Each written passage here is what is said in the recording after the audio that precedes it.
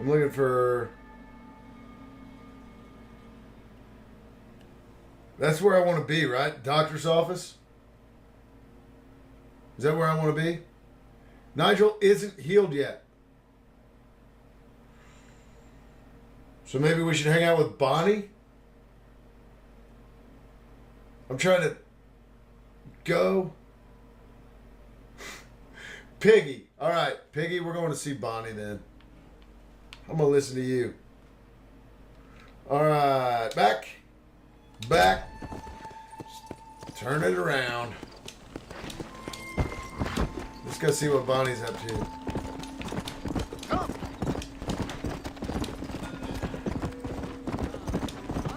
Hello. And I kind of want to go in that store too at some point. I don't know. I think somebody might have said that you can't do that. Bonnie, what's up, lady?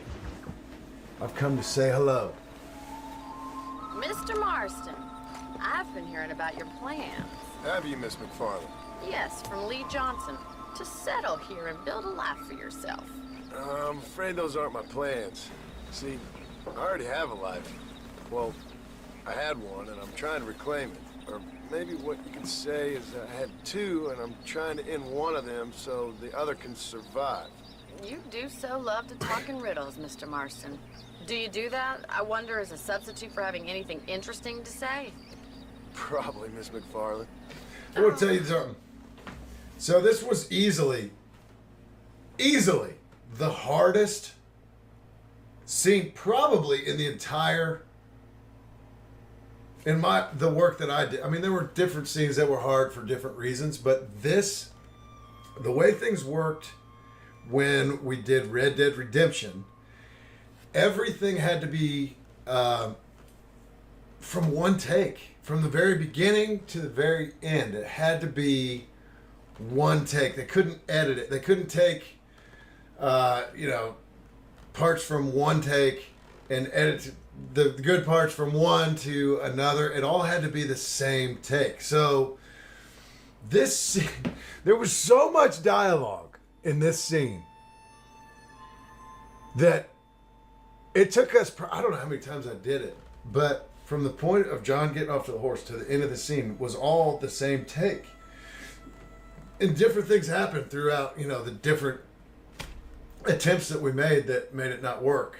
And then finally, we got a good one. And the director said, okay, you've got it now. So now, this time when you do it again, and I remember thinking, oh, thank God. Oh, no, we're going to do it again. But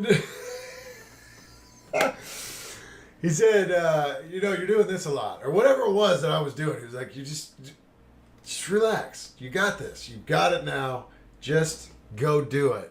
And you got it. Whatever. And so we did it again and maybe did it again. And maybe did it again. I don't know. But yeah, this was easily the most dialogue I had to memorize for one individual scene. And it wasn't easy for Bonnie either because she had to basically learn my lines. Just think about this. It's one take for her as well, right? So in order for her to know when to interact with what I'm saying, she has to know my lines too. She has to know when to say what she's supposed to say, right? So the whole thing, this was a big thing to get past, I think. I don't know how long this, let's just watch it, whatever. But yeah, this was a lot. Call me Bonnie, you fool. Call me Bonnie. Miss McFarlane, I'm married. I have a son. I had a daughter, but she died. Years before that, I rode in a gang. We robbed banks, trains, held people ransom. We killed people we didn't like.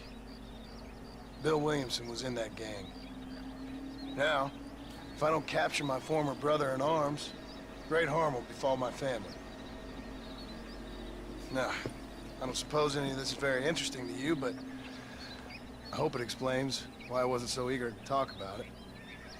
No, I do understand. I had no idea. You poor man. Even in this new country, memories don't really fade. My father was an illiterate Scot born on the boat into New York. He never saw his homeland, but to hear him talk about it, you'd imagine he only ever ate haggis and wore a kilt. And he hated the English for what they had done to his great-grandparents that he'd never met. People don't forget. Nothing gets forgiven. There it is! Especially when it comes to money. And you know, even now, after all his labors, my father's debts are still terrible. I worry every day about us losing the ranch. It would kill him. My father died when I was 8 years old. His eyes were, well, let's just say he was blinded in a bar fight south of Chicago. My mother died during childbirth. She was a prostitute and he was her, well, I don't know what he was. So I was sent off to an orphanage and ran away and fell in with a gang. My word. What a difficult life you've lived. The leader of the gang taught me how to read, taught me how to see all that was good in the world. He was a great man in a way. But you killed people. Sure, and I've suffered for it. And that's the life I left, or tried to leave. Said too much, Bonnie. I'm an uneducated killer, sent here to do all I can do well. Kill a man in cold blood so that another man may do his part to cut crime in an area, and a rich man can be elected governor on the back of these promises. Civilization is a truly beautiful thing, Mr. Marston. Listen, can you help me? Well, I could try. What do you need, money? No, nothing so complicated. I need an extra hand to take out the herd to pasture. Sure. Point me in the right direction.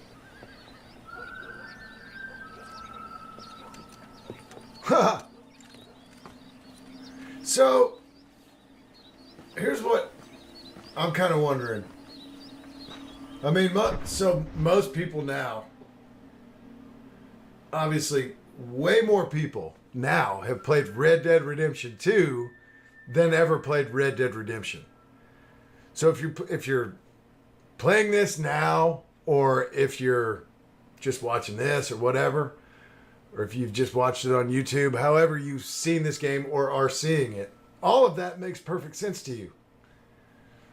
But I truly don't know, and I mean this, I truly do not know if Rockstar had any of the story of Red Dead Redemption 2 written when they did Red Dead Redemption. I have no idea. I know that when they did Red Dead Redemption, they were very kind of like, we're kind of putting everything on this. We really hope this works out. Hindsight's 20/20, right? But I don't know. And I'm just trying to figure out, right? If you have the story, of course, you've got it. But if you didn't, and you want to do a prequel, and you have to make sense of everything the way that they did, isn't that fascinating? It's fascinating to me. I'm sure it is to you too, but I think a lot of people don't even think about the fact that this whole entire game existed and was written and completed, everything, before possibly anybody at Rockstar Games had any kind of a story in mind for Red Dead Redemption 2, which has surpassed Red Dead Redemption in every way by a long shot. How do you do that? How do you do that? And I don't know which way it is. I truly believe it could be either way, but the fact that I even think it's possible that it could be the way that I think it is, which is they didn't have that story, it makes it even more fascinating. Anyway, pretty awesome. Pretty overwhelming. All right, let's go.